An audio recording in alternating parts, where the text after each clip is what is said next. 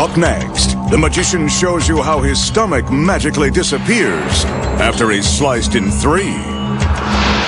And then, a simple balancing act goes bad when a beautiful woman is speared by a spike.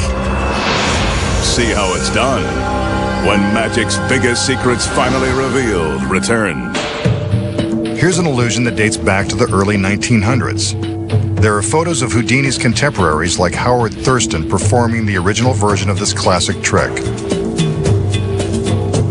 The magician shows us an oddly shaped cabinet. He walks around to give us the view from all sides. It looks just large enough to contain a human being.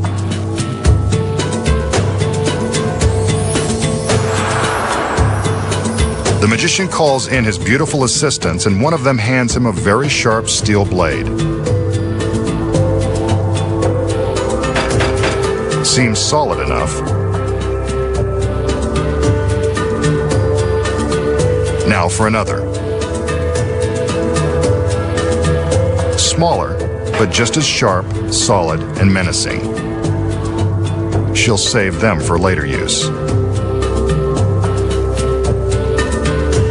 The magician gets some help opening the cabinet.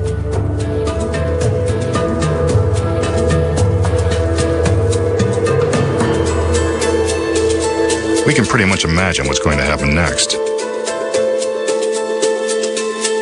Well, there's a switch. Instead of one of the girls, the magician has climbed inside. An assistant secures his neck with a steel strap. Next, a metal bar is lowered and 2 steel plates secure his legs. They really don't want him to escape. The doors in front of his head are closed, along with the main doors of the cabinet. The assistants now rotate the box so that we can see that the magician has not sneaked out through the back.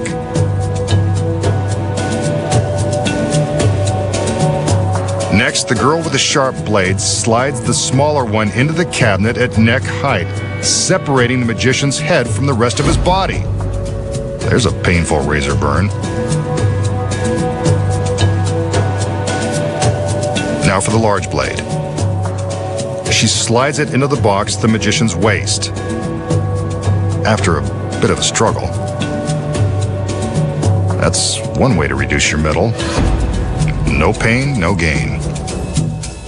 We can still see his legs, so we know he hasn't escaped from the cabinet or from serious injury. Yep, there's his head. But his torso has completely vanished.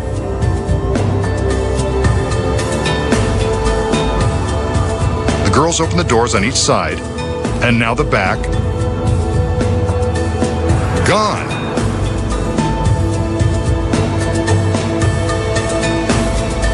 His legs are still there, no middle. Then his head. Looks like only part of him got out in time. But where did he go? And is the rest coming back? The doors are closed back up again so we don't have to look at this ghoulish mess.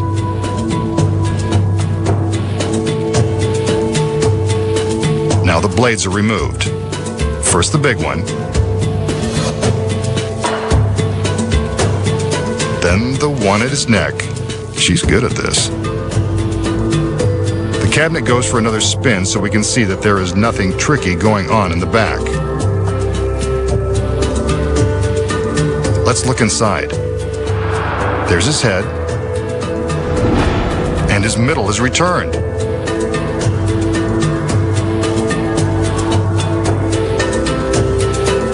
The metal fasteners are removed and the magician steps out. Still alive and showing no ill effects. Just like magic. But you know there's a secret.